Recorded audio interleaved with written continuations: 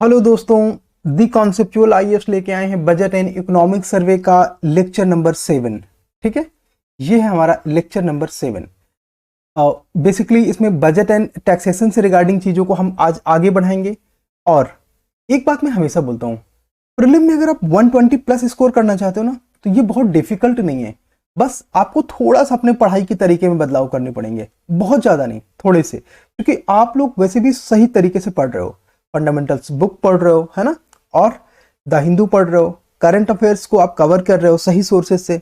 मतलब जितना मार्केट में एवरेज पीपल कर रहे हैं आप वो कर रहे हो, लेकिन थोड़ा सा बस इंप्रूव कर लो कि जो सब्जेक्ट का टेकी पार्ट होता है ना, जैसे इकोनॉमी, पॉलिटी, इनमें भी हिस्ट्री, इनमें भी टेकी पार्ट होते हैं। कहाँ पे टेक्निक्स, टेक्निकलिटी यूज होती हैं, वहां पे आप इसको आसानी से इम्प्रोवाइज कर सकते हो अपने मार्क्स को। तो आज हम लोग क्या क्या करने वाले हैं, हम लोग जीएसटी को कंटिन्यू करेंगे। जीएसटी में लेक्चर 6 में हमने जीएसटी को डिटेल में कवर किया था। आज हम लोग जीएसटी का थोड़ा सा एनालिसिस करेंगे और इसमें इन्वर्टेड ड्यूटी स्ट्रक्चर को समझने की कोशिश करेंगे। डायरेक्ट टैक्स रिफॉर्म क्या है, उसमें जो इकोनॉमिक सर्वे में स्कीम्स लाई गई थी वो कौन सी, faceless assessment and faceless appeal, दोनों के बारे में पढ़ेंगे। थोड़ा सा फंडामेंटल भी आएगा 15th फाइनेंस कमीशन के रिगार्डिंग, और इसकी जो 15th रिपोर्ट है इसके बारे में। देन प्लानिंग कमीशन और नीति आयोग में क्या अंतर है, यूपीएससी इस पे क्वेश्चन पूछ चुका है रिसेंट में, इसलिए थोड़ा सा फंडामेंटल होने के बावजूद भी ये हम कवर करेंगे। एंड ये इतना टिपिकल सा लिखा हुआ क्या है, देखो इसमें ना कुछ फैक्चुअल चीजें हैं। आइडियली इसको डिस्कस किया जाना चाहिए जब ये सेशन समाप्त हो जाता है, ठीक है, तो उसके बाद इसे कंटिन्यू करेंगे। And like always economy UPSC prelim में बहुत इंपॉर्टेंट है। कितना कि आप मान के चलिए कि कम से कम आपको 20 से 25 क्वेश्चन तो हर साल आते ही आते हैं। अगर हम पिछले 10 साल का औसत समझते हैं तो ये 44 मार्क्स का वेट रखता है इकोनॉमी अकेले, है ना। कट ऑफ कितना जाता है, 90 100 के बीच में। यानी कि अगर आप इकोनॉमी के भरोसे प्रीलिम निकालना चाहो तो ये एकदम सही स्ट्रेटजी होगी। ठीक है, कहां पे हैं अभी हम, बजटिंग एंड टैक्सेशन वाला एरिया हम ये कर रहे हैं। ठीक है, इसके बाद एक्सटर्नल सेक्टर आएगा, बीओपी, फिर developmental economy, poverty and employment वाली चीजें आएंगी, एंड एग्रीकल्चर, इंडस्ट्री, वो सारी चीजें हम लोग करेंगे एक एक करके। ठीक है, बजट एंड उसके एसेंशियल्स हैं, ये साथ में हम लेके चल रहे हैं, ये हम साथ में लेके चल रहे हैं। अच्छा, आप लोगों ने कुछ कमेंट सेक्शन में पूछा था कि क्या ये केवल बजट और इकोनॉमिक सर्वे का सेशन है। उत्तर है नहीं, इसमें बजट और इकोनॉमिक सर्वे के साथ साथ इकोनॉमी के सारे फंडामेंटल्स। दोस्तों हम पूरे 44 मार्क्स को सिक्योर करने की बात करते हैं, तो उसमें केवल बजट और इकोनॉमिक सर्वे से कैसे होगा। अगर आप प्योरली बजट और इकोनॉमिक सर्वे के क्वेश्चन देखोगे तो क्वेश्चन होते हैं 2 से 3 केवल। फंडामेंटल्स के साथ मिला के अगर आप क्वेश्चन को समझने की कोशिश करोगे तो क्वेश्चन होते हैं 6 से 7। बट इकोनॉमी में क्वेश्चन आते हैं 20 से 25। 44 मार्क्स अगर आप 10 ईयर के एवरेज पे लेना चाहते हो तो आप इस सेशन को मिस नहीं कर सकते। इसमें हम पूरे 44 मार्क्स को इंश्योर करने की कोशिश कर रहे हैं। ठीक है, चलिए इसको थोड़ा सा आगे बढ़ाते हैं। हम लोग जीएसटी का थोड़ा सा एनालिसिस करेंगे। आपको पता है कि जीएसटी जब से आया है तब से इसको ना सिंगल टैक्स कहा जाता है, वन इंडिया वन टैक्सेशन जैसा, है ना। कैसा, वन इंडिया वन टैक्सेशन। ठीक है, वन टैक्सेशन मतलब एक भारत और एक कर प्रणाली। लेकिन इसमें कुछ ना हिडन कंडीशंस हैं, उनको जरा समझते हैं कि एक टैक्सेशन तो हो गया, लेकिन इसमें ना कितने स्लैब्स हैं, 4। इस स्लैब कहने का मतलब क्या है कि कुछ वस्तु में 5% का टैक्स लग रहा है, कुछ पे 12 का है, कुछ पे 18 का है और कुछ पे 28 का है। इसके अलावा एक श्रेणी है 0% के, सोने के लिए 3% के, और एडिशनल सरचार्जेस हैं, उपकर हैं, जिससे मिलाकर प्रभावी तौर पर यह कहा जाता है कि 6 से 7 टैक्स रेट वाली स्लैब की संरचना बन जाती है जीएसटी। तो इसको वन टैक्स कहना क्या आइडियल होगा क्या। हालांकि लोगों ने यह एक्सपेक्ट किया था कि जीएसटी आने के पहले कि पूरे भारत में वस्तुओं एवं सेवाओं में केवल एक टैक्स रहेगा। मतलब जैसे मान लिया जाए कि सभी वस्तुओं पे 12%, है ना। कुछ स्टडीज कह रही थी, कुछ कह रही थी कि सभी वस्तुओं पर 18%, लेकिन ऐसा हुआ नहीं। इसमें मल्टीपल स्लैब्स हैं, तो इस तरीके से अगर आप इसे प्रैक्टिकलिटी में देखोगे तो ये बेसिकली वन टैक्स नहीं है ना, इसमें मल्टीपल स्लैब्स हैं। दूसरा, जीएसटी का कुछ एडवांटेज तो है, जैसे क्या कि decline in decline in indirect tax litigation. ये लिटिगेशन क्या होता है, आप देखते हो ना, ये स्टेट में अक्सर होता है, स्टेट एग्जामिनेशंस में, कि वैकेंसीज कोर्ट में जाके फंस जाती हैं, तो उसको आप कह सकते हो कि वैकेंसीज लिटिगेशन के चक्कर में फंस गई। अभी समझ में आया लिटिगेशन क्या है। मैं ज्यादा लॉ पे नहीं जाऊंगा क्योंकि उतना तो मुझे भी नहीं आता है ना, उतना जितना आता है उस पर बात करते हैं। इनडायरेक्ट टैक्सेस के जो केसेस हैं कोर्ट में पेंडेंसी जो होती हैं उनमें गिरावट आई है। अब ये नंबर आपको नहीं याद रखने, ठीक है। हाँ, ये आपको समझना है कि जो टैक्स के लिटिगेशन है उनमें कमी आई है। तो लिटिगेशन किस तरह के थे, बहुत सारे लिटिगेशन तो बहुत पेटी हैं, वो अभी भी हैं। जैसे कि ये जो लाल दंत मंजन है ना, आप इनको देख रहे हो, रवि किशन जी को, ये जो लाल दंत मंजन है ना इनके हाथ में, ये टूथ पाउडर है या मेडिसिनल प्रोडक्ट है। क्योंकि टूथ पाउडर एफएमसीजी कैटेगरी में आता है, मेडिकल प्रोजेक्ट के लिए अलग से लाइसेंस होते हैं और अलग से टैक्सेशन होता है ना। टूथ पाउडर एफएमसीजी जब भी कहा जाए तो इसका मतलब है फास्ट मूविंग कंज्यूमर गुड्स, और इन पे मेडिकल प्रोडक्ट की तुलना में टैक्स कम होते हैं। इसके अलावा ये जो मैक्सवेल आप देख रहे हो ना, मैक्सवेल आइसक्रीम है, मैक्सवेल आइसक्रीम है या डेयरी प्रोडक्ट है। इस तरह के केसेस कोर्ट में बहुत सारे पेंडिंग हैं। इसके अलावा जैसे ग्रीन कोकोनट आता है, ये सब्जी है या फल है, फ्रूट है या वेजिटेबल है ना। इस तरह के अपने आप में लिटिगेशन के केसेस होते हैं कोर्ट में। और क्या है जीएसटी में छुपी हुई कंडीशंस। जीएसटी की जो क्रिटिक्स हैं वो कुछ और चीजें लेके आते हैं कि जैसे कि अल्कोहल, ये कंजम्पशन वाली अल्कोहल, हाँ जो लोग विस्की पीते हैं वही कंजम्पशन वाली alcohol, petroleum product, energy product, electricity, land, real estate, ये सभी चीजें जीएसटी के बाहर हैं। अब यूपीएससी आपसे पूछता है कि इनमें जीएसटी में क्या क्या चीजें नहीं कवर हैं। अगर आपने ये पॉइंट मार्क कर लिया तो आपका सही हो जाएगा। अल्कोहल, पेट्रोलियम, ऊर्जा, एनर्जी प्रोडक्ट, ऊर्जा उत्पाद, बिजली, भूमि, रियल एस्टेट, और ये सारी चीजें जीएसटी के बाहर हैं, ठीक है। इन चीजों पे जीएसटी अभी भी लागू नहीं होता। अच्छा, इलेक्ट्रिसिटी को जब भी हम बात करते हैं ना, तो इलेक्ट्रिसिटी के प्राइसेस का इंडस्ट्री में इनपुट के तौर पर इस्तेमाल होता है। इसे जीएसटी से बाहर रखने से उद्योगों की प्रतिस्पर्धा में अंतर आता है।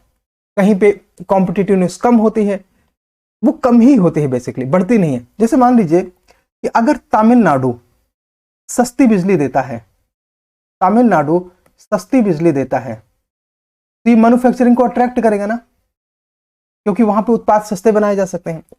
तो जीएसटी के पर्पज को तो डिफीट कर दिया। जीएसटी तो वन नेशन वन टैक्सेशन की बात करता है, मतलब मैन्युफैक्चरिंग जो है वो लोकेशन फ्री हो जाए, कि आप किसी भी लोकेशन में मैन्युफैक्चरिंग करो, उसे कोई फर्क ना पड़े। ये उद्देश्य था बेसिकली जीएसटी का। लेकिन अगर आप इलेक्ट्रिसिटी को बाहर रखते हो तो ये किसी स्टेट को ज्यादा कॉम्पिटेटिव, किसी स्टेट को कम कॉम्पिटेटिव बनाता है। जहां पे इलेक्ट्रिसिटी महंगी होगी, क्योंकि ये उत्पाद में इनपुट का काम करता है, तो जहां पे इलेक्ट्रिसिटी महंगी होगी वहां पे कॉम्पिटिटिवनेस अपने आप कम हो जाएगा, ठीक है। क्योंकि इसमें इनपुट टैक्स क्रेडिट का दावा नहीं किया जा सकता। भारत में अनौपचारिक क्षेत्र में लगभग 6 करोड़ से अधिक कंपनियां हैं।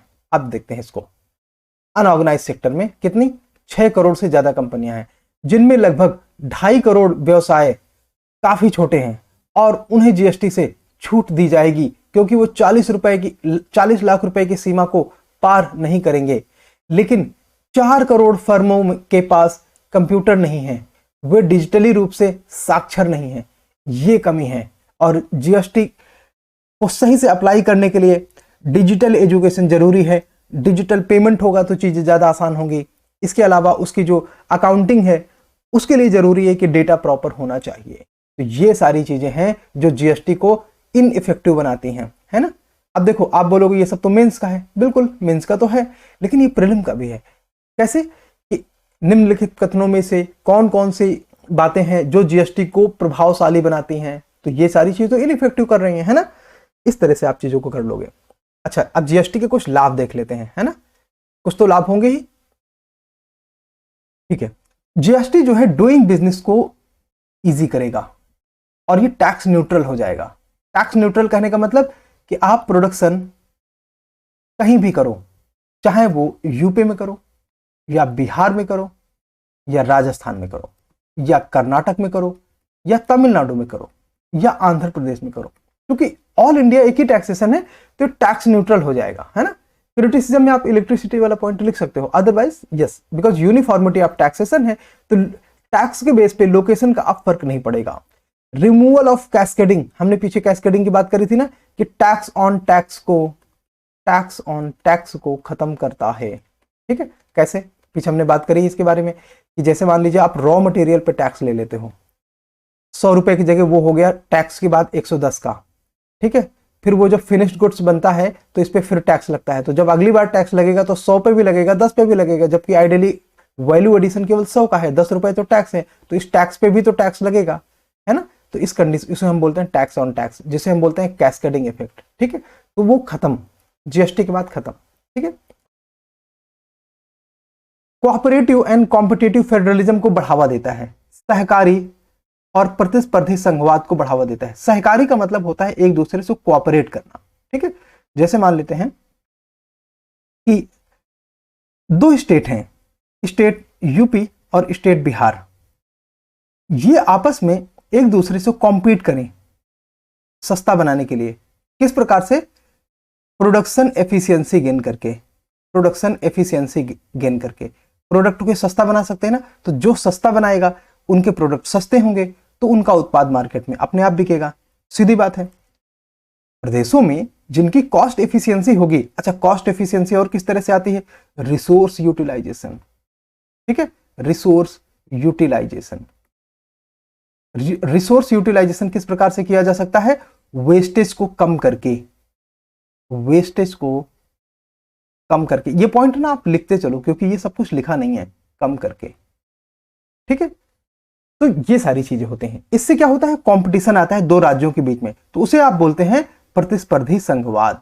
दो राज्यों के बीच में कैसा है? प्रतिस्पर्धी संघवाद है। तो कोऑपरेटिव फेडरलिज्म कहां पे है? ये केंद्र और राज्य के बीच में है, यूनियन एंड स्टेट के बीच में। यूनियन स्टेट्स को ज्यादातर चीजों में हेल्प करेगा कि स्टेट्स मैन्युफैक्चरिंग को, सर्विस सेक्टर को ज्यादा अच्छे से ग्रो कर सकते हैं, तो उनके बीच में कोऑपरेशन होगा, ठीक है। यानी कि विभिन्न राज्यों के बीच में कंपटीशन और केंद्र और राज्य के बीच में कोऑपरेशन, ठीक है। टैक्स बेस में वृद्धि हुई है, ये बात तो सही है कि पहले टैक्स पेयर की जितनी भी संख्या थी, अब हमको संख्या नहीं याद करना, उसमें एक बढ़ोतरी हुई है बड़े पैमाने पे, तो टैक्स बेस बढ़ गया है, अब ज्यादा लोग टैक्स पे कर रहे हैं, क्योंकि जीएसटी ने इनफॉर्मल सेक्टर को भी फॉर्मलाइज किया है, ठीक है, फॉर्मलाइजेशन किया है, इसलिए फॉर्मलाइजेशन किया है। इनफॉर्मल और फॉर्मल में अंतर क्या है?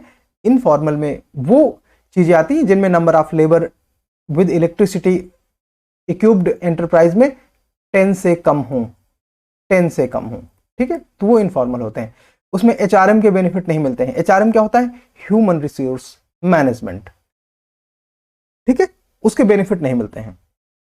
और एकल पारदर्शी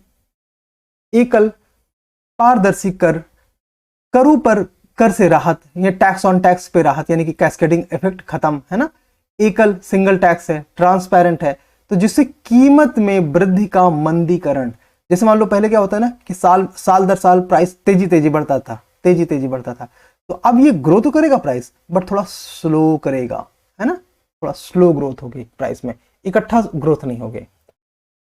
दूसरा, फॉर्मलाइजेशन ऑफ इकोनॉमी, मैंने बोला कि इनफॉर्मल सेक्टर के लोगों को धीरे धीरे फॉर्मल सेक्टर में लाया जा रहा है। Impact of GST on logistics and entry tax have been subsumed, ठीक है। देखो अब लॉजिस्टिक्स और एंट्री टैक्स जो होते थे ना, एंट्री टैक्स क्या होते थे? जैसे मान लेते हैं इधर है यूके, मतलब उत्तराखंड, इधर है यूपी। अब अगर उत्तराखंड से कोई वस्तु यूपी प्रवेश करता है तो यूपी में एंट्री टैक्स पहले लगता था, ठीक है, एंट्री टैक्स। अब ये जीएसटी के अंदर सब्ज्यूम हो गया है, ये अलग से कोई टैक्स एग्जिस्ट नहीं करता, इसलिए विभिन्न राज्यों के बीच में इस प्रकार का कोई एक कॉन्फ्लिक्टिंग सिचुएशन नहीं रहेगी, है ना, और वस्तु पूरे देश में आसानी से घूम सकता है, ठीक है, पूरे देश में आसानी से घूम सकता है। जो सस्ता बनाएगा उसका वस्तु बिकेगा।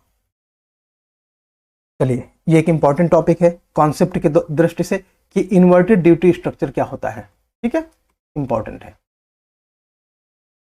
अच्छा, आइडियल क्या है? आइडियल ये है कि जब भी मैन्युफैक्चरिंग के टाइम में जो रॉ मटेरियल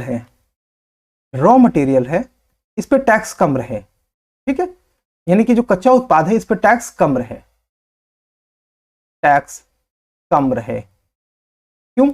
सो दैट कि मैन्युफैक्चरिंग के दौरान जो उत्पाद होता है, ठीक है, वो कम लागत पे बन सके, कम लागत पर बन सके, ठीक है। सो दैट जब ये फिनिश्ड गुड्स होता है, ठीक है, उसके हिसाब से इस पे टैक्स फिर रैशनल तरीके से लिया जा सकता है। तो नॉर्मली यहां पे टैक्स ज्यादा होता है, यहां पे टैक्स ज्यादा होता है, हाँ ज्यादातर केसेस में ज्यादा होता है, ठीक है, टैक्स ज्यादा होता है, और यहां पे कम होता है जहां पे रॉ मटेरियल की सप्लाई होती है, ठीक है। ये है मैन्युफैक्चरिंग, ये है मैन्युफैक्चरिंग, और ये है सेल्स, ठीक है। तो यहां पे टैक्स कम होता है, यहां पे टैक्स ज्यादा होता है। जैसे इसका एक उदाहरण लेते हैं, किसान ने रबर का उत्पादन किया, ठीक है, उस रबर को मैन्युफैक्चरिंग को जब वो बेचेगा किसी मैन्युफैक्चरर को जो कि टायर बना सकता है, तो रबर पे टैक्स कम रहता है, ठीक है। और टायर जब बन जाता है, किसी ऑटो कंपनी को बेचा जाता है, या किसी डायरेक्ट रिटेलर को बेचा जाता है, या रिटेलर से ज्यादा सीधे कंज्यूमर को जा रहा है, तो वहां पे टैक्स ज्यादा है। तो ये तो एक एग्जिस्टिंग स्ट्रक्चर है, एक सामान्य परिस्थिति है, इसको बोलते हैं आइडियल कंडीशन, ठीक है, आइडियल कंडीशन, ये सामान्य परिस्थिति। लेकिन इन्वर्टेड ड्यूटी स्ट्रक्चर के केस में क्या होता है ना, ये उल्टा होता है।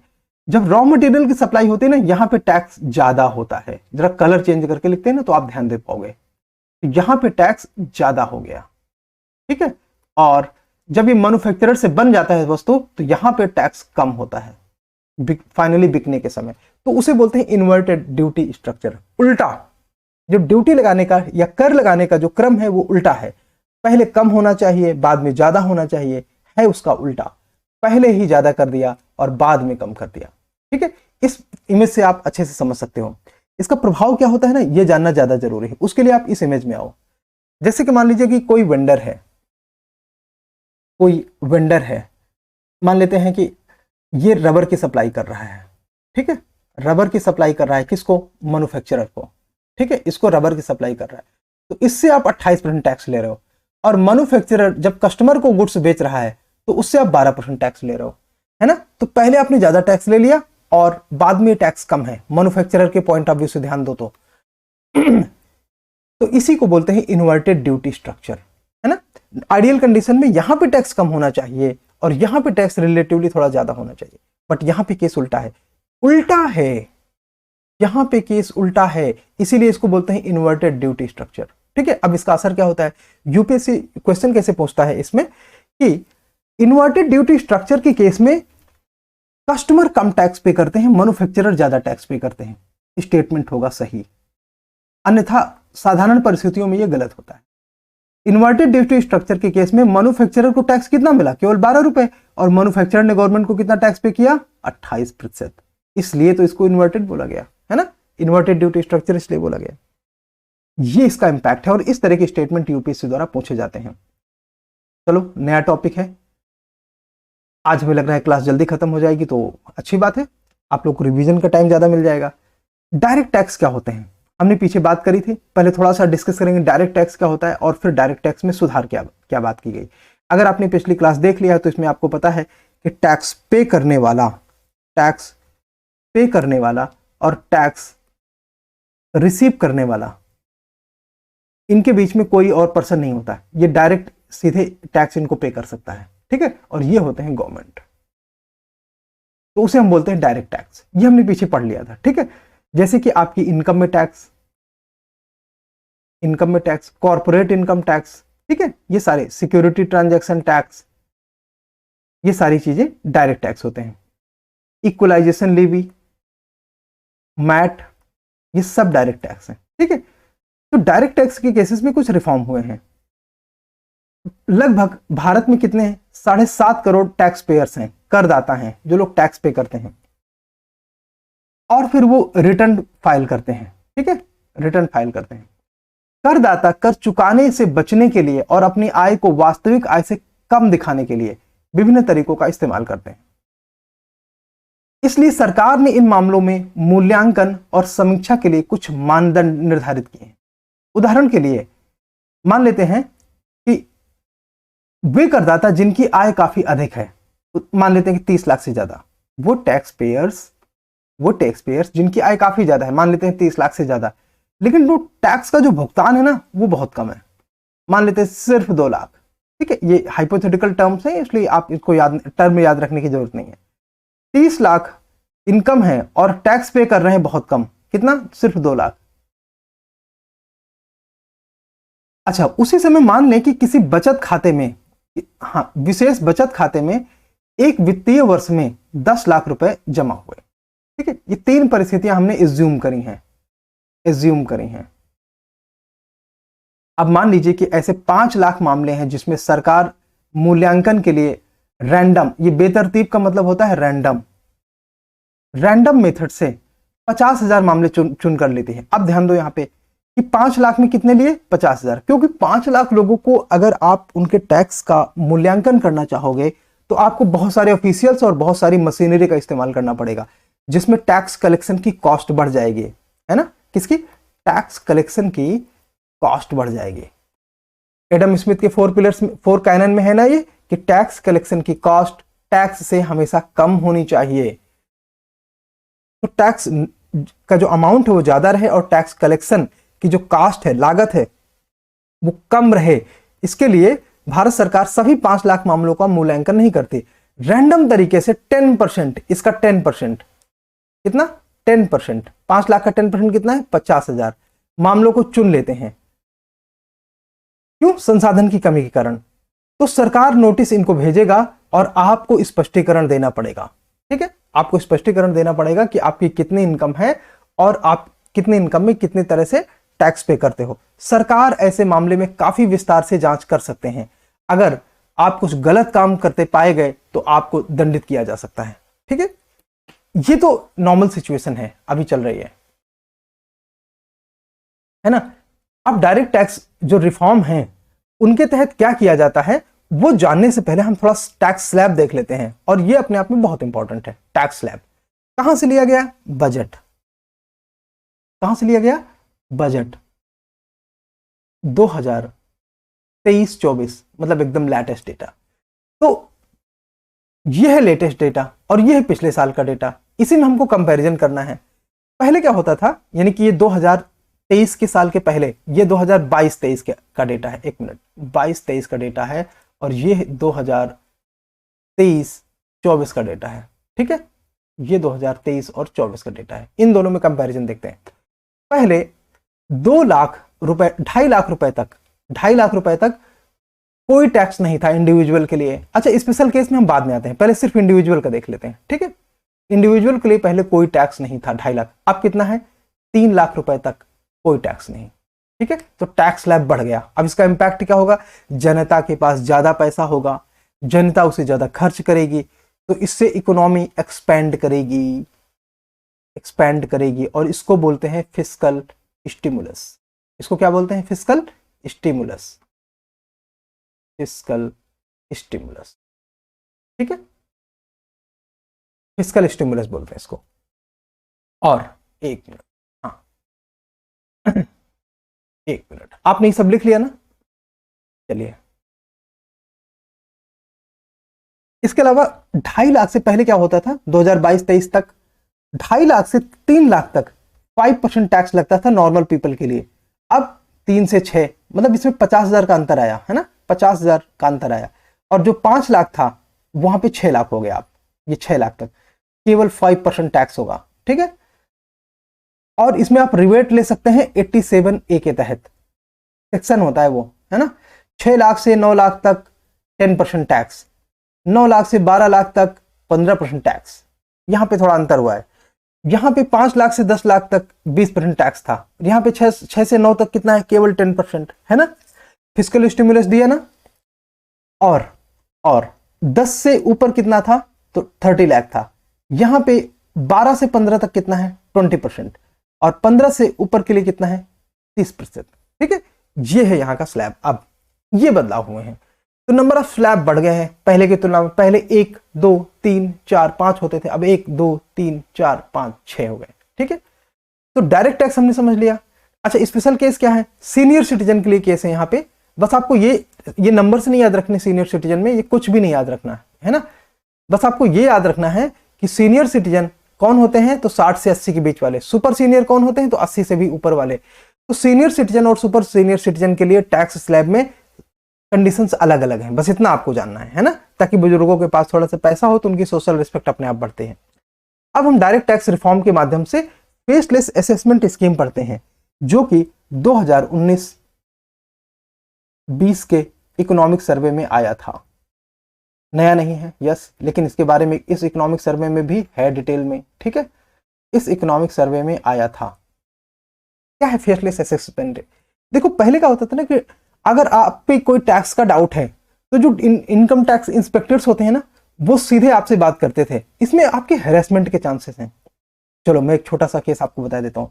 कॉर्पोरेट इनकम टैक्स के मामले में एक आरोप लगा इनकम टैक्स कमिश्नर, कहाँ? बेंगलोर में। कहाँ पे? बेंगलोर में। आरोप क्या लगा कि इनकम टैक्स का जो कमिश्नर है वो सीसीडी के owner, CCD cafe coffee day वाले सीसीडी, उनको हरास कर रहा है, और इसके चलते उन्होंने सुसाइड कर लिया। सीसीडी के जो ओनर है उन्होंने सुसाइड कर लिया। तो इस तरह के हैरेसमेंट के आरोप लगते आए हैं टैक्सेशन डिपार्टमेंट में। इन चीजों को रोकने के लिए फेसलेस असेसमेंट स्कीम लाया गया है, ठीक है। इलेक्ट्रॉनिक फॉर्म में आपको ना तो इनकम टैक्स इंस्पेक्टर से मिलना है, ना वो आपके घर आएगा, ना आपको ऑफिस जाना पड़ेगा किसी भी इनकम टैक्स वाले में। आप इसमें डिजिटल तरीके से अपने डेटा के आधार पर अपना असेसमेंट करवा सकते हैं, ठीक है। आपको ना तो डरने की जरूरत है और ना ही कोई टैक्स ऑफिसर्स या इंस्पेक्टर आपको परेशान कर पाएगा, ठीक है।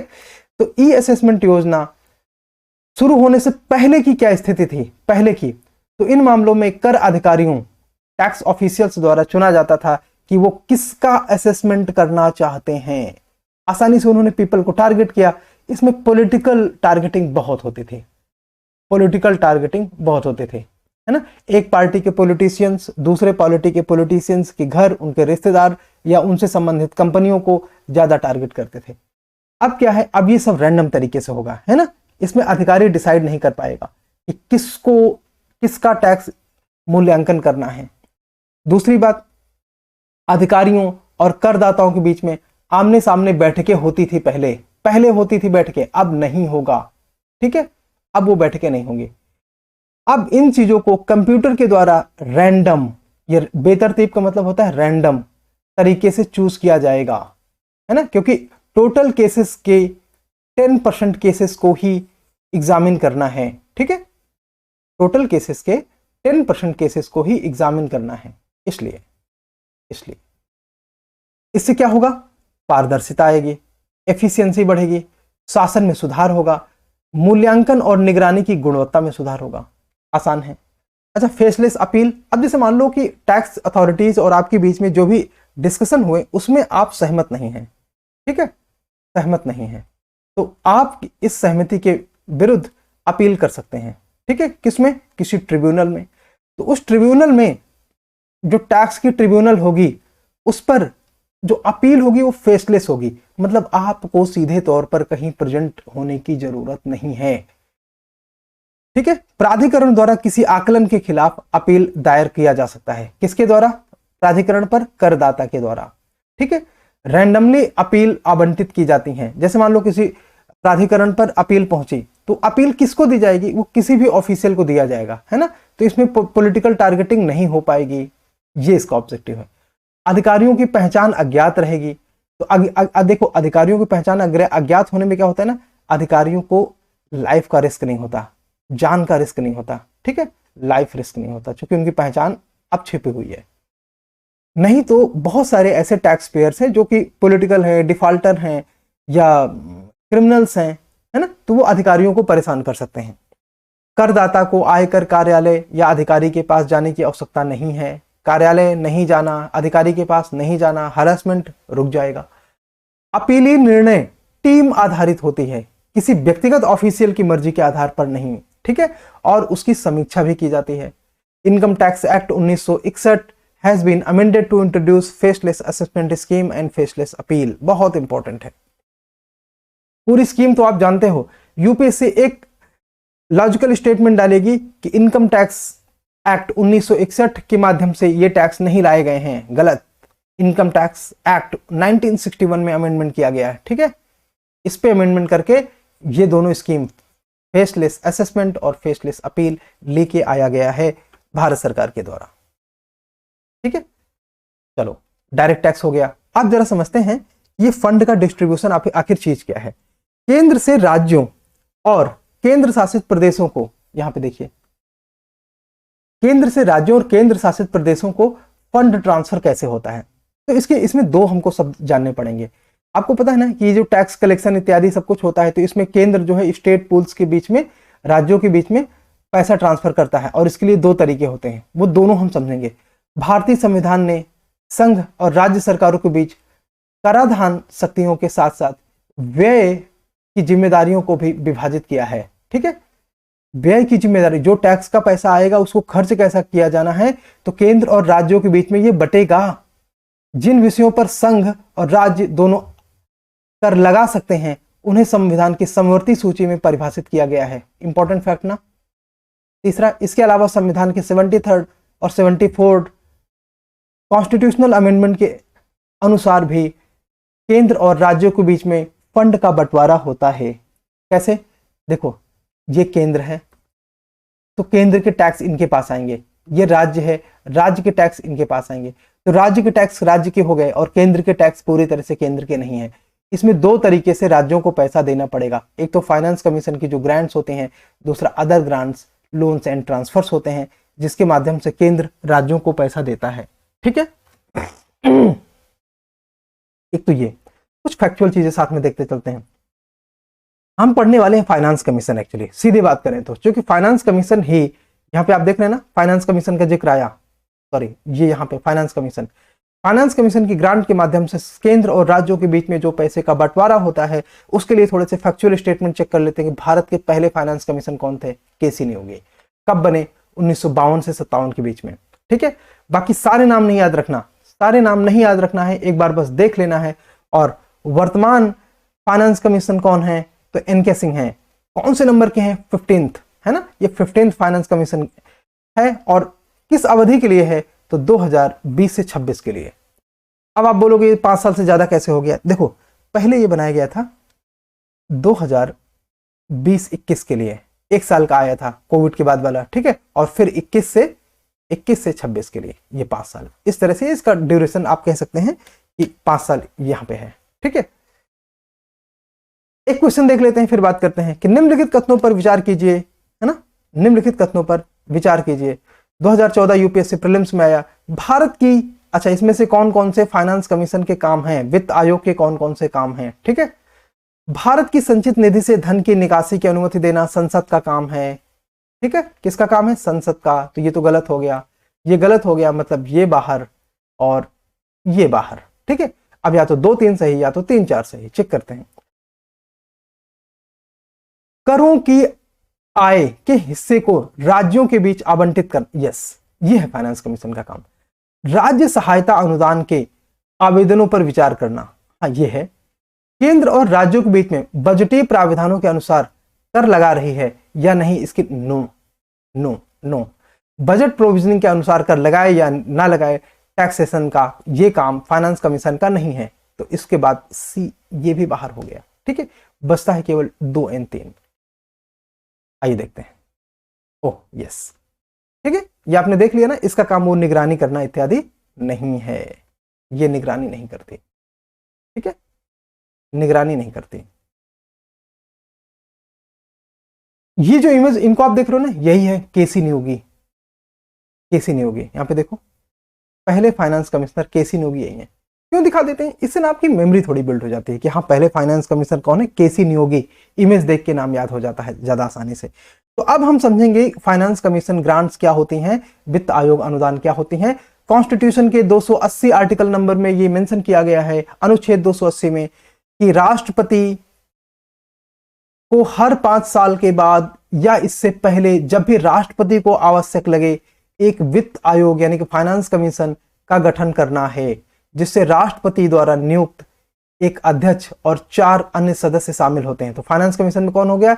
एक फाइनेंस कमीशन का चीफ प्रेसिडेंट, है ना, फाइनेंस कमीशन का प्रेसिडेंट और 4 अन्य सदस्य, अदर मेंबर। ठीक है, अदर मेंबर ये होते हैं फाइनेंस कमीशन में। और ये राष्ट्रपति को सिफारिश देंगे कि केंद्र और राज्यों के बीच में अनुदान का ग्रांट किस तरह से किया जाए। केंद्र और राज्यों के बीच में इनके काम देख लेते हैं, क्या क्या चीजें जो है कि किन किन सिफारिशों को ये रिकमेंड करेंगे राष्ट्रपति को। केंद्र और राज्यों के बीच में साझा किए जाने वाले करों की शुद्ध आय का वितरण, तो कौन सा वितरण है? Vertical devolution. अब वर्टिकल डिवोल्यूशन समझ लेते हैं। यूनियन से, केंद्र से राज्य को यानी कि स्टेट को जो पैसा दिया जाता है, ये अपने आप में वर्टिकल डिवोल्यूशन है। ठीक है, वर्टिकल डिवोल्यूशन। और इसके लिए जो फॉर्मूले होंगे कि कितने प्रतिशत या कौन से फॉर्मूले, वो सब वर्टिकल डिवोल्यूशन का पार्ट होगा। दो राज्यों के बीच में कितना पैसा बांटा जाए, जैसे यूपी, बिहार, है ना, और लेते हैं तमिलनाडु, इन राज्यों के बीच में पैसा बांटने के लिए क्या रूल होगा, उसके लिए जो रूल होगा वो सारी चीजें हम लोग किसमें समझेंगे? हॉरिजॉन्टल डिवोल्यूशन में, क्योंकि ये सब एक ही लेयर में एग्जिस्ट करते हैं, है ना। ऊपर तो सिर्फ यूनियन है, एक यूनियन, ठीक है, ये सब तो स्टेट्स हैं, ये सब तो इनको हम हॉरिजॉन्टल डिवोल्यूशन बोलते हैं, और इस चीज को हम वर्टिकल डिवोल्यूशन बोलते हैं। ठीक है, वर्टिकल डिवोल्यूशन का मतलब होता है केंद्र से राज्य को पैसा दिया जाना। और भारत की संचित निधि, भारत फाइनेंस कमीशन और क्या सलाह देंगे राष्ट्रपति को कि भारत की संचित निधि में केंद्र द्वारा राज्यों को दिए जाने वाले सहायता अनुदान को नियंत्रित करना और उसके लिए सिद्धांत बनाना कि किन किन रेगुलेशन, जो पैसा डिस्ट्रीब्यूट करना है उसका तरीका क्या होगा। राज्यों में पंचायत और नगर पालिकाओं के संसाधन के पूरक, है ना, के लिए राज्य समेकन निधि यानी कि स्टेट कंसोलिडेटेड फंड को बढ़ाने की आवश्यकता पर विचार करना। ठीक है, तो ये भी अपनी रिकमेंडेशन देंगे कि क्या राज्यों का जो कंसोलिडेटेड फंड है उसको, उसके अमाउंट बढ़ाने की जरूरत है। किस लिए? पंचायतों और नगर पालिकाओं को पैसे देने के लिए। तो ये ध्यान रखना, ये गलती मत करना कि पंचायत और नगर पालिका के समस्त कार्य स्टेट लेजिस्लेचर के पास हैं, तो केंद्र का फाइनेंस कमीशन इसमें रिकमेंडेशन नहीं दे सकता। बिल्कुल दे सकता है, और राष्ट्रपति की अगर उसमें जो है सहमति होती है तो वो देना भी पड़ता है। ठीक है, हाँ, लेकिन नॉर्मली हम ये कह सकते हैं कि फाइनेंस कमीशन की जो एडवाइसेस हैं वो बाइंडिंग नहीं है। ठीक है, राष्ट्रपति पे ये बाइंडिंग नहीं है। ठीक है, ये बाइंडिंग नहीं है, ये रिकमेंडेशंस हैं, सलाह है केवल। और अच्छे फाइनेंस के हित में राष्ट्रपति को कोई भी निर्देश वो दे सकता है, कोई भी सुझाव वो दे सकता है। निर्देश नहीं कहेंगे, सुझाव कहेंगे। ये तो हुए हमारे 15th फाइनेंस कमिश्नर। ठीक है, 15th फाइनेंस कमीशन के हेड हैं एनके सिंह। इनकी किताब का नाम है portrait of power, half a century of being ring side. NK Singh, ये इनकी किताब का नाम बेसिकली। कब आई? बस रिसेंट में ही आई। ऐसे में इस बुक के बारे में क्वेश्चन पूछा जा सकता है कि ये बुक किसके द्वारा लिखी गई है। ठीक है, जरा देखते हैं। वर्टिकल डेवोल्यूशन के तहत अगर केंद्र को किसी समय 100 रुपए प्राप्त होते हैं तो वर्टिकल डेवोल्यूशन के तहत उसे 41 रुपए राज्यों के बीच में बांट देने की आवश्यकता होती है। ठीक है, तो इसे हम बोल सकते हैं 41% वर्टिकल डेवोल्यूशन का पैसा है। किसको दिया जाएगा? 28 राज्यों को। ठीक है, और ये कभी कंसोलिडेटेड फंड ऑफ इंडिया में नहीं जाता, ये कभी भी कंसोलिडेटेड फंड ऑफ इंडिया में नहीं जाता, क्योंकि ये राज्यों का हिस्सा है। ठीक है, अब अगर केंद्र 41% राज्यों को दे रहा है तो क्या केंद्र राज्यों को यह बता सकता है कि इस पैसों को किस प्रकार खर्च किया जाना है? No restriction is imposed on state on how to spend. State अपनी मर्जी से इन पैसों को खर्च करेगा, जहां चाहे, जिस तरह से चाहे, बस वो विधि सम्मत होना चाहिए। कॉन्स्टिट्यूशन जिस तरह प्रोवाइड करता है उस तरह से होना चाहिए। ठीक है, केंद्र ये नहीं कह सकता राज्यों को कि ये पैसा वो किस तरह और कहां खर्च करे। राज्य अपने राज्यों के हिसाब से, अपने राज्य के लोगों के हिसाब से, उनकी आवश्यकताओं के हिसाब से पैसा खर्च करने के लिए अलग अलग स्कीमों में पैसा लगा सकता है। ठीक है, और नो यूटी, कोई भी यूनियन टेरिटरी, चाहे उसमें असेंबली हो या ना हो, असेंबली हो या ना हो, उसको वर्टिकल डेवोल्यूशन में पैसा नहीं मिलता। ठीक है, जैसे पहले JNK एंड लद्दाख का 1% करीब करीब वर्टिकल डेवोल्यूशन बनता था, तो 42% था वर्टिकल डेवोल्यूशन, उससे 1% कम करके अब 41% बचा है, जब से JNK और लद्दाख यूटी बन गए हैं। ठीक है, तो यूनियन टेरिटरी को पैसा कैसे मिलता है खर्च के लिए? उन्हें भी तो अपनी स्कीम्स और विकास और अपने लोगों के लिए इंफ्रा डेवलप करने के लिए पैसा चाहिए, तो उनको बजटरी रिसोर्स से पैसा दिया जाता है। किसके द्वारा? मिनिस्ट्री ऑफ होम अफेयर्स, मोटा भाई, है ना, मिनिस्ट्री ऑफ होम अफेयर्स के द्वारा ये पैसा इनको प्रोवाइड किया जाता है। संघ सरकार के, यहां पे देखते हैं, संघ सरकार के कर संसाधनों का पूल, अभी हम केंद्र की बात कर रहे हैं, कर संसाधनों का पूल जो राज्यों के साथ साझा किया जाता है उसे डिविजिबल पूल कहते हैं। यह निम्नलिखित मदों को ग्रॉस टैक्स रेवेन्यू से बाहर करता है। मतलब ये जो नीचे लिखे हैं ना, ये वाले पैसे केंद्र के द्वारा राज्य को शेयर नहीं करना है, ठीक है। केंद्र के द्वारा राज्य को ये पैसा शेयर नहीं करना है, उनको जो है डिविजिबल पूल से बाहर रखा गया है। डिविजिबल पूल वो पैसा होता है जिसमें कि जो कि केंद्र द्वारा राज्यों के साथ शेयर किया जाना है, ठीक है। तो ये जो नीचे पैसे लिखे हुए हैं इनको डिविजिबल पूल से बाहर रखा जाता है। कौन कौन से हैं? करों के संग्रह की लागत, ठीक है, टैक्स कलेक्शन की कॉस्ट होती है, वो डिविजिबल पूल से बाहर होता है। मान लो टैक्स आया, अभी देख लेते हैं 100 रुपए, ठीक है, और टैक्स कलेक्शन की कॉस्ट है 5 रुपए, तो ये 5 रुपए इससे कम कर दिया जाएगा। सिंपल सा मतलब इतना है। और उपकर एंड अधिभार, मतलब सेस और सरचार्ज तो शेयर किया नहीं जाना। सेस किसी विशेष उद्देश्य के लिए होता है तो उस उद्देश्य के नाम से सेस लिया जाता है ना, और ये राज्यों के साथ शेयर नहीं किया जाएगा केंद्र द्वारा। सरचार्ज भी राज्यों को शेयर नहीं किया जाएगा केंद्र के द्वारा। तो सरचार्ज और सेस में क्या अंतर है? सरचार्ज किसी विशेष उद्देश्य के लिए नहीं होता, बस सरचार्ज एडिशनली ले लिया जाता है। जैसे आजकल 10% है, वो बस ले लिया जाता है, गवर्नमेंट अपने हिसाब से, केंद्र की सरकार उस पैसे को खर्च कर सकती है। दोनों सेस और सरचार्ज, ये सेस और सरचार्ज दोनों टैक्स ऑन टैक्स है। क्या है? Tax on tax. जैसे मान लीजिए अगर 30% का ही टैक्स है और सरचार्ज है 10%, तो ये 30 का 10% होगा, मतलब कितना? 3%, ठीक है, समझे ना। उसी तरह सेस अगर 4% है तो 1.2%, ठीक है। अच्छा, सेस की गणना सरचार्ज और स्टैंडर्ड टैक्स जोड़ के किया जाता है, ठीक है, ये ध्यान रखना। ये हम पीछे सब समझा चुके हैं, आप लोगों ने पढ़ा होगा, तो आप देख लिया होगा वीडियो, तो आपको पता होगा। केंद्र शासित प्रदेशों का राजस्व, tax revenue of union territory, जितना पैसा यूनियन टेरिटरी के लिए दिया जाना है वो पैसा डिविजिबल पूल से अलग कर लिया जाएगा। इसको थोड़ा समझ लेते हैं और अच्छे से। हमने बात करी कि जो टैक्स कलेक्शन की कॉस्ट है, पहले तो वो से भाई वो तो केंद्र सरकार कहां से देगी? इसी पूल से देगी ना। तो जैसे मान लीजिए कि हमने 100 रुपए कलेक्ट हुआ, तो टैक्स कलेक्शन की कॉस्ट 5 रुपए है, कम कर दिया। यूनियन टेरिटरी का मान लो हिस्सा 10 रुपए है, तो ये भी कम हो गया। राष्ट्रीय आपदा, नेशनल कलमाइटी कंटिजेंसी ड्यूटी से जो पैसा आया है, मान लेते हैं वो पैसा यहाँ पे आया है 5 रुपए, तो वो भी कम कर दिया जाएगा, वो भी यूनियन राज्यों को नहीं देगी। तो अब बचा कितना? 80। ये जो 80 बचा ना, ये 80 रुपए डिविजिबल पूल है। इस 80 रुपए का 41% राज्यों में बांटा जाना है, और ये है वर्टिकल डेवल्यूशन। ठीक है, आई होप ये आपको समझ में आया। कोई दिक्कत आती है, कमेंट सेक्शन ओपन है, आराम से कमेंट करो और बताओ कि क्या चीज है जो आप दोबारा पढ़ना चाहते हो, ठीक है। जरूर हम लेंगे कभी न कभी पॉइंट आपका।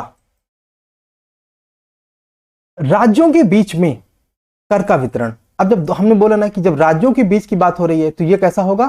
हॉरिजॉन्टल, ठीक है, हॉरिजॉन्टल, एक ही लेयर पे अब चीजें होंगी। जरा 14th फाइनेंस कमीशन और 15th फाइनेंस कमीशन की जो रिकमेंडेशन है उनमें अंतर देख लेते हैं। Revenue sharing formula in 14th and 15th finance commission, 14th and 15th finance commission के बीच में रेवेन्यू, एक बार थोड़ा सा चार्ट देखिए, I am coming back in a second.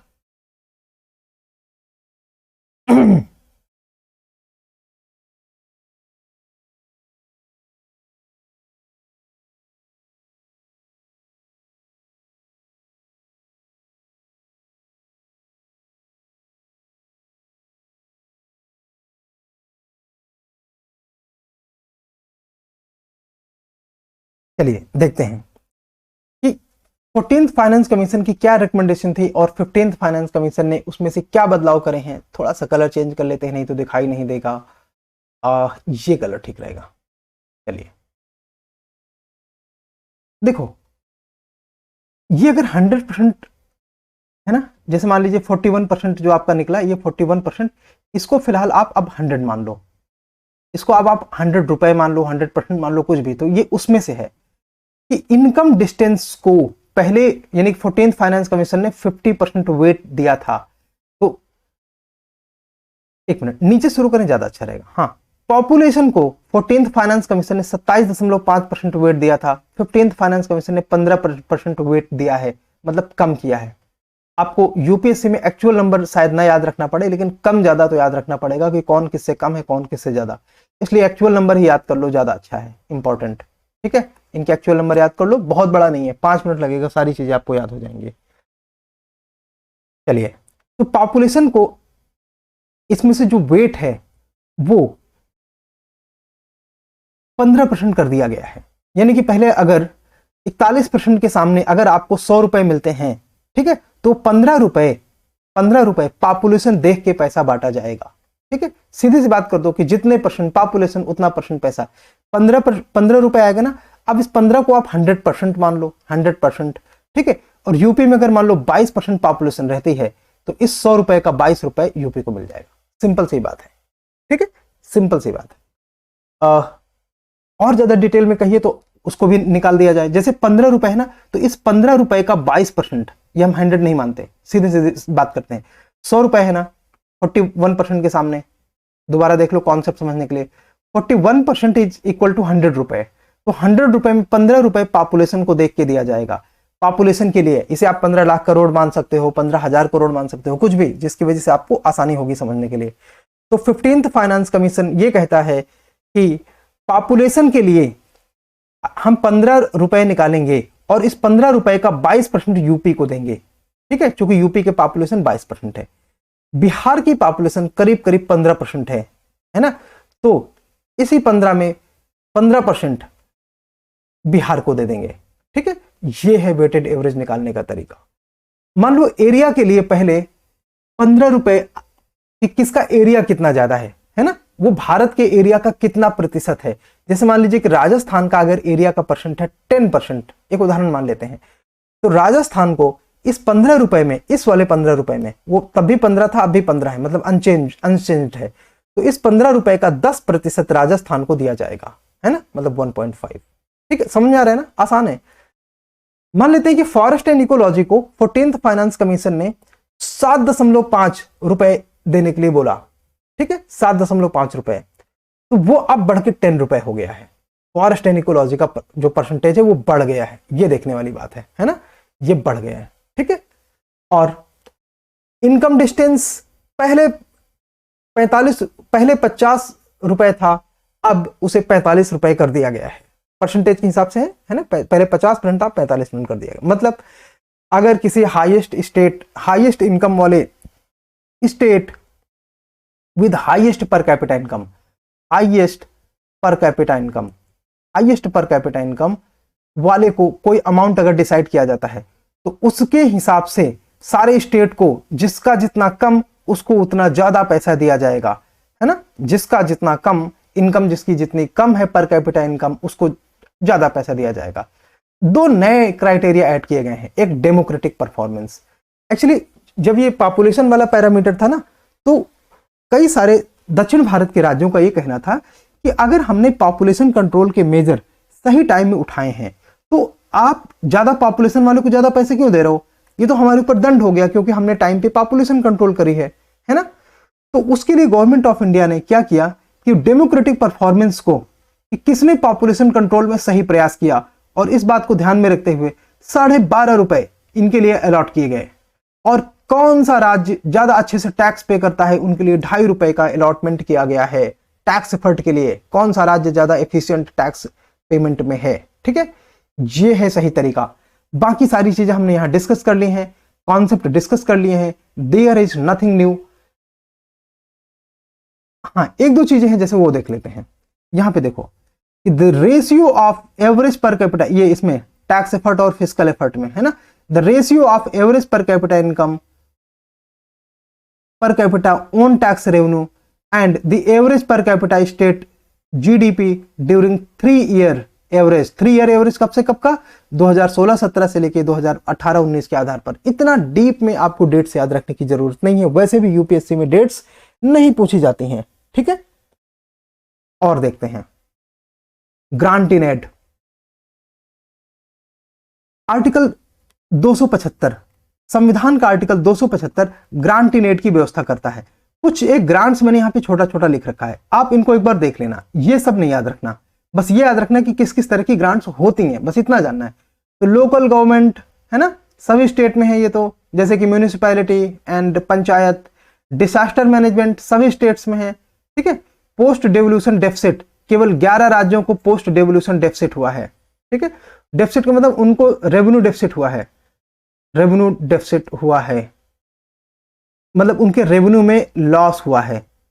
वो जो रेवेन्यू कितने राज्यों को है, ये 11 राज्यों को, तो उनके लिए भी अलग से ग्रांट के लिए 15th फाइनेंस कमीशन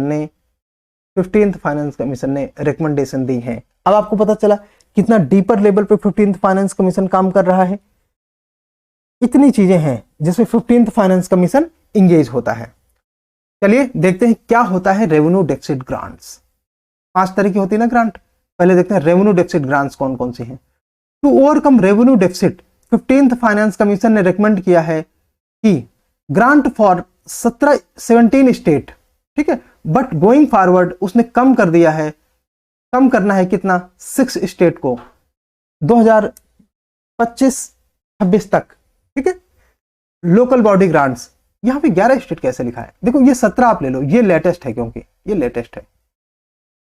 अच्छा ये पर्टिकुलर ईयर में है, ये पर्टिकुलर ईयर में है, पर्टिकुलर ईयर में 11 हैं, पहले शुरुआत में 17 थे, ये कहने का मतलब है। क्योंकि 2025-26 तक तो आते आते इसे 6 ही कर देना है ना, कम करके, ठीक है। Local body grants, local body grants का मतलब क्या है कि 15th finance commission distribution of grant to states local body 2011 के हिसाब से पॉपुलेशन लिया जाएगा, ठीक है, weight of 90% and area, population को कितना वेट दिया गया है 90%, एरिया को कितना वेट दिया गया है 10%, ठीक है। And grant recommendation for rural and urban local bodies का जो अनुपात है वो पहले था 67.5% और 32.5%, अब जो है अर्बन एरिया का 32.5 से बढ़ाकर 35 कर दिया गया है, रूरल एरिया का 67.5 से घटाकर 65 कर दिया गया है। मतलब कहने का क्या मतलब ये है कि जो ग्रांट्स हैं लोकल बॉडीज की, उनमें रूरल का परसेंटेज, देखो आपको नंबर नहीं याद रखना, बस यूपीएससी नंबर नहीं पूछेगा, लेकिन आप नंबर नहीं याद रखोगे तो आपको सही नहीं होगा। यूपीएससी पूछता है कि रूरल का बढ़ा दिया गया या रूरल का घटा दिया गया, अर्बन का बढ़ा दिया गया, इस तरह पूछता है, ठीक है। आप नंबर नहीं याद रखोगे तो आप ये वैसे भी गलत कर दोगे। आसान है, इसको बस आप इस तरह से इतना देख लोगे, चीजें हो जाएंगे। डिसास्टर बहुत आते हैं कई सारे राज्यों में, तो इसमें केंद्र 75% और राज्य 25% का शेयर देते हुए पूर्वोत्तर के लिए ये 90-10 का रेशियो है, ये सब आपको पता होगा, ये भी ग्रांट्स दिए जाते हैं, ठीक है। और total state allocation for state disaster response management fund will be subdivided into state disaster response fund and disaster mitigation fund, ठीक है। तो डिसास्टर रेस्पॉन्स फंड के लिए 80%, मिटिगेशन के लिए 20% का एलोकेशन किया गया है, ठीक है। ये मिटिगेशन और रेस्पॉन्स में क्या अंतर होता है, देखो जब डिसास्टर आ गया ना, जैसे मान लो भूकंप आ गया, शहर तबाह हो गया, तो उस समय जो हम गतिविधियां लेते हैं वो रेस्पॉन्स कहलाता है। आने वाले भविष्य में, ये तो पहले ये तो हो गया, अब दूसरा, आने वाले भविष्य में डिसास्टर कहीं पे आता है, जैसे मान लो भूकंप आता है, तो भूकंप रोधी घरों के बनाने के लिए इंजीनियरिंग, तकनीकी, पानी की सप्लाई इत्यादि में जो नए इनोवेशन करने हैं उसको मिटिगेशन कहते हैं। मिटिगेशन का मतलब कि अगर वो घटना हो जाती है तो रिस्क कम से कम हो, उसके लिए 20% ग्रांट है, ठीक है। चलिए और कौन से ग्रांट है, sector specific grant like health, किसी राज्य में हेल्थ की स्थिति बहुत खराब है जैसे बिहार में, तो उसके लिए अलग से ग्रांट दिया जा सकता है। किसी राज्य में एजुकेशन बहुत खराब है जैसे राजस्थान में महिलाओं की, तो वहां पे एजुकेशन के लिए अलग से ग्रांट दिया जा सकता है ना। स्टेट स्पेसिफिक ग्रांट है, मान लीजिए किसी स्टेट की कोई स्पेशल लॉसेस हैं, कहीं पे एकेडमिक है, कोई फाइनेंशियल क्राइसिस से गुजर रहा है, तो उसको अलग से नीड के आधार पर ग्रांट दिया जा सकता है, बराबर है ना। चलिए अन्य अनुदान, अदर ग्रांट्स या लोन्स या ट्रांसफर्स, केंद्र अदर ग्रांट्स भी देते हैं, केंद्र राज्यों को लोन भी देते हैं और ट्रांसफर देते हैं। लोन और ट्रांसफर में क्या अंतर है? लोन केंद्र के पास वापस आएगा, है ना, लोन आएगा केंद्र के पास वापस, ट्रांसफर जो दे दिया वो गया, वो वापस कभी नहीं आता। ठीक है, ऐसा है। तो public finance division under department of expenditure, देखो मिनिस्ट्री ऑफ फाइनेंस के अंतर्गत ये मिनिस्ट्री ऑफ फाइनेंस है ना, वित्त मंत्रालय जिसकी हेड है मैडम निर्मला सीतारमण, उनके अंदर में एक डिपार्टमेंट है डिपार्टमेंट ऑफ एक्सपेंडिचर, ठीक है, खर्चों का विभाग। उसके अंदर एक डिवीजन है, डिवीजन का नाम है पब्लिक फाइनेंस, सेंट्रल ब्रैकेट में है और ये डिवीजन, ठीक है, पब्लिक फाइनेंस डिवीजन। इसके कंसल्टेशन इसका कंसल्टेशन किसके साथ होता है? बजट डिवीजन के साथ। बजट डिवीजन कौन होता है? जो बजट को बनाता है। ये department of budget division department of economic affairs के अंतर्गत होता है और ये भी मिनिस्ट्री ऑफ फाइनेंस के अंतर्गत है। ठीक है, इन दोनों के कंसल्टेशन से सेंट्रल सेक्टर स्कीम और सेंट्रल स्पॉन्सर्ड स्कीम के लिए फाइनेंस की व्यवस्था किया जाता है और फाइनेंस कमीशन इसमें रेकमेंड करता है कि किस तरह से फाइनेंस की व्यवस्था की जाएगी। अब देखते हैं कि सेंट्रल सेक्टर स्कीम कौन सी हैं। ये थोड़ी इंपॉर्टेंट होती हैं, ठीक है, थोड़ी इंपॉर्टेंट होती हैं। सेंट्रल सेक्टर स्कीम इस तरह लिखा जाता है, ध्यान दो। सेंट्रल स्पॉन्सर्ड स्कीम इस तरह लिखा जाता है। सेंट्रल सेक्टर स्कीम का मतलब क्या है कि ये केंद्र क्षेत्र की योजनाएं हैं, नॉर्म तौर पर केंद्रीय एजेंसियों के द्वारा इनको लागू किया जाता है और ये यूनियन लिस्ट यानी कि संघ सूची के विषयों पर आधारित होती हैं। ये आपने पॉलिटी में पढ़ा है ना कि सेंट्रल और स्टेट के बीच में जो लिस्ट का डिवीजन होता है उसमें, तो ये नॉर्मली संघ सूची के विषयों पर होता है और इसमें ज्यादातर 100% पैसा केंद्र के द्वारा लगाया जाता है। ठीक है, central sector schemes are not part of fund transfer to state and UT. ठीक है, और उदाहरण के लिए नमामि गंगे, सागरमाला, प्रधानमंत्री फसल बीमा योजना, ये सब सेंट्रल सेक्टर की स्कीम्स हैं। ठीक है, अब सेंट्रली स्पॉन्सर्ड स्कीम, इसमें क्या है, इसमें केंद्र ज्यादा पैसा देता है और थोड़ा सा हिस्सा राज्य का भी होता है, उसे हम केंद्र प्रायोजित यानी कि सेंट्रल स्पॉन्सर्ड स्कीम बोलते हैं। ठीक है, जैसे कि 50-50 यानी कि 50 केंद्र 50 राज्य, 70-30 ज्यादातर इसमें आते हैं, 70 रुपए केंद्र तो 30 रुपए राज्य, 75-25 ये भी होता है तो उसमें 75 रुपए केंद्र और 25 रुपए राज्य। नॉर्थ ईस्ट के लिए अक्सर ये होता है कि 90 रुपए केंद्र के द्वारा और 10 रुपए राज्यों के द्वारा खर्च किया जाएगा किसी वैसी स्कीम में जिनमें राज्य और केंद्र दोनों मिलकर काम करेंगे। ज्यादातर ये स्कीम्स कंकरेंट लिस्ट और स्टेट लिस्ट के सब्जेक्ट में होते हैं। इसको इंप्लीमेंट करने के लिए राज्य की संस्थाओं का सहयोग लिया जाता है, यानी कि राज्य की सरकारें इनको इंप्लीमेंट करती हैं। ये अंतर है। ठीक है, सेंट्रल सेक्टर स्कीम ये ऊपर वाला, केंद्र का पैसा 100% है, केंद्र की स्कीम द्वारा लागू किया जाता है, यूनियन लिस्ट के विषय के लिए है। सेंट्रल स्पॉन्सर्ड स्कीम ये स्टेट और कंकरेंट लिस्ट के विषय के लिए है। केंद्र सरकार और राज्य सरकार दोनों मिलकर पैसा खर्च करेंगे और लागू किया जाएगा स्टेट की सरकार के द्वारा। नीति आयोग की गवर्निंग काउंसिल ने केंद्र प्रायोजित यानी कि सेंट्रल स्पॉन्सर्ड स्कीम के युक्तिकरण पर मुख्यमंत्रियों के एक उपसमूह की स्थापना की और इस उपसमूह ने सिफारिश की कि सेंट्रल स्पॉन्सर्ड स्कीम की संख्या को कम किया जाए और इसे 30 से अधिक नहीं रहना चाहिए। उपसमूह ने सिफारिश किया कि सेंट्रल स्पॉन्सर्ड स्कीम को 3 वर्गीकृत श्रेणियों में किया जाए, core scheme, core of the core and optional scheme. Core schemes क्या होते हैं? सेंट्रल स्पॉन्सर्ड स्कीम का ध्यान उन योजनाओं पर होना चाहिए जिनमें राष्ट्रीय विकास एजेंडा शामिल है। किनमें? कोर योजनाओं में, कोर स्कीम्स में। ठीक है, राष्ट्रीय विकास जिसमें टीम इंडिया की भावना जरूरी है। ठीक है, जैसे प्रधानमंत्री ग्राम सड़क योजना, ठीक है, ऑल इंडिया लेवल पर। Core of the core scheme, ठीक है, core of the core scheme वे योजनाएं हैं जो सामाजिक सुरक्षा और सामाजिक समावेशन के लिए हैं, जैसे मनरेगा। ऑप्शनल स्कीम वो स्कीम होती हैं जहां पर राज्य उन योजनाओं में चुनने के लिए स्वतंत्र हैं, वो चाहे तो उस पर लागू करें चाहे तो ना लागू करें। ठीक है, इन योजनाओं के लिए वित्त मंत्रालय द्वारा राज्यों को एक मुफ्त धनराशि आवंटित की जाएगी। ठीक है, ऑप्शनल स्कीम के लिए, वैकल्पिक स्कीम के लिए। ये हमने 3 चीजें समझ ली। अब नीति आयोग और प्लानिंग कमीशन में क्या अंतर है, जरा इनकी शक्ल देख लो। ये वर्तमान में ये अरविंद पनगड़िया पहले थे ना नीति आयोग के बॉस, तो वर्तमान में ये नीति आयोग के वाइस चेयरमैन है। ठीक है। ये वाइस चेयरमैन, चेयरमैन तो प्रधानमंत्री होगा, है ना, प्रधानमंत्री एक्स ऑफिशियो चेयरमैन होता है नीति आयोग का। वाइस चेयरमैन सुमन बेरी जी हैं नीति आयोग के, ठीक है। अच्छा, तो नीति आयोग और प्लानिंग कमीशन में क्या अंतर है ना, ज्यादातर लोगों को पता होगा तो कोई बात नहीं, आप इसको थोड़ा सा फॉरवर्ड कर दो। अगर आपको नहीं पता तो आप इसे ध्यान से सुन लो, इसमें कई सारी चीजें आपके मतलब की मिलेंगी जो शायद अब तक आपने नोट ना किया होगा। वाइस चेयरमैन किसके द्वारा अपॉइंट किया जाता है? प्राइम मिनिस्टर के द्वारा। सुमन बेरी इस समय वाइस चेयरमैन है, ठीक है। अच्छा, तो प्लानिंग कमीशन का चेयरमैन कौन होता था? Prime minister. तो ये तो सेम हो गया, जो सेम है उसमें हम सीधे लाइन खींचते हैं, आपको दिखाई देगा।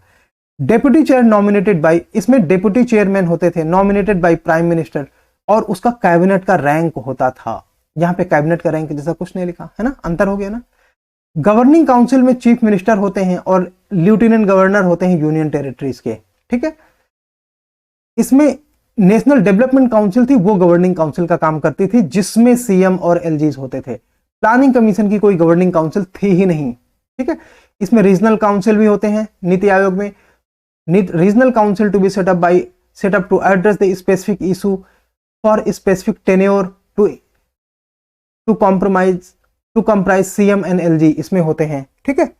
पार्ट टाइम मेंबर्स इसमें होते हैं, इसमें पार्ट टाइम मेंबर्स होते हैं, इसमें 8 फुल टाइम मेंबर्स होते थे, ठीक है।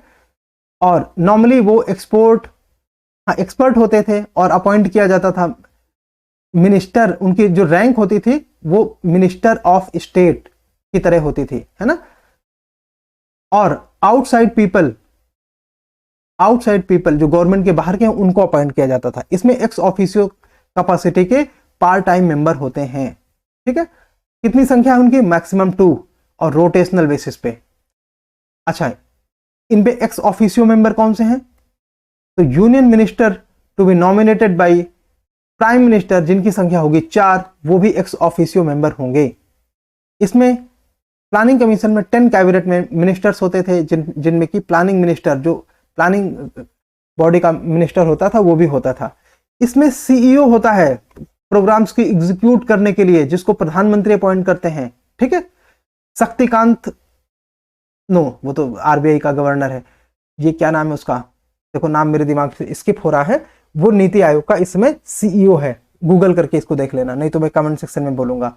आप लोग बोलो कमेंट सेक्शन में, सीईओ नीति आयोग का कौन है? अमिताभ कांत, याद आ गया, देखो, है ना, अमिताभ कांत नीति आयोग का सीईओ है, ठीक है। शक्तिकांत याद आ रहा था अभी, अमिताभ कांत है, शक्तिकांत तो आरबीआई का गवर्नर है।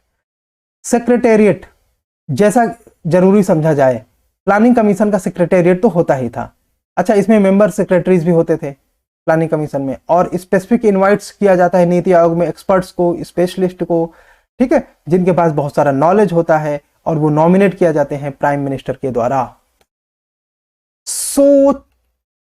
एक क्वेश्चन देख लेते हैं। बेस इरोजन प्रॉफिट शिफ्टिंग अक्सर समाचारों में होता है, किससे संबंधित है?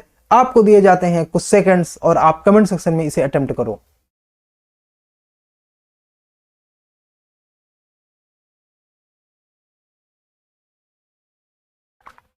हाँ, बेस इरोजन प्रॉफिट शिफ्टिंग किससे संबंधित है? अटेम्प्ट कर लिया होगा आपने, अगर नहीं तो क्वेश्चन का आंसर है बहुराष्ट्रीय कंपनियों द्वारा कर अपवंचन पर अंकुश लगाना। कोई डाउट आता है तो आप क्वेश्चन में पूछिए, कमेंट सेक्शन में आके इस पे हम बात कर लेंगे। एक क्वेश्चन और, एड वैलोरम ड्यूटी किस प्रकार का कार्य है? तो ये मूल्य अनुसार है, ठीक है, एक वस्तु की कीमत पर, एक वस्तु की कीमत पर, ठीक है। ये मूल्य नहीं जोड़ा गया, ये वैल्यू एडेड टैक्स नहीं है, ये वैल्यू एडेड टैक्स नहीं है, ठीक है। यहां इंग्लिश में देखो, यहां वैल्यू एडेड लिखा है ना, ये नहीं है, ये प्राइस पर है। जिसको हम मूल्य बोल रहे हैं ना, वो ये प्राइस वाली बात है, ठीक है। और so thank you so much for having this session, and like always like, share, subscribe and पक्के तौर पे कमेंट करो, ठीक है। आपका कमेंट हमको इस सेशन को डिजाइन करने में, कि ये सेशन सही दिशा में जा रहा है कि नहीं, प्रोग्राम को इंप्लीमेंट करने में, सेशन कितना बड़ा होना चाहिए, कितने क्वेश्चन लेने हैं, क्या इनपुट्स और लेने हैं, इन सारी चीजों में आपके कमेंट्स हमें गाइड करते हैं।